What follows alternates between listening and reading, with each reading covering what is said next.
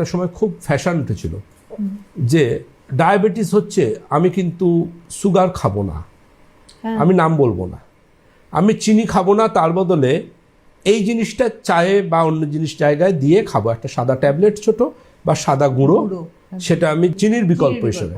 এবং সবাই দেখছি সেটা খাওয়া শুরু করে দিয়েছেন।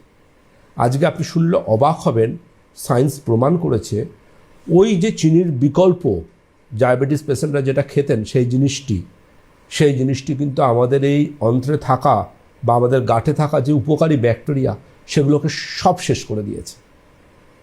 রোগ প্রতিরোধ ক্ষমতা জন্য গুরুত্বপূর্ণ যে ব্যাকটেরিয়াগুলো আমাদের ভালো ব্যাকটেরিয়া, সেগুলোকে কিন্তু ওই চিনির বিকল্প যে ট্যাবলেট যেটা বা পাউডার যেটা চায় বা কফিতে মানুষ মিশিয়ে খেতেন, সেটা কিন্তু শেষ করেছে তাদের। আজকে ভুল বদলে ফেলেছে সে কোম্পানিগুলো তাদের লেবেলে, তাদের গেট আপে, তাদের বিজ্ঞাপনে, কারণ এটা ক্লিনিক্যালি প্রুভেন।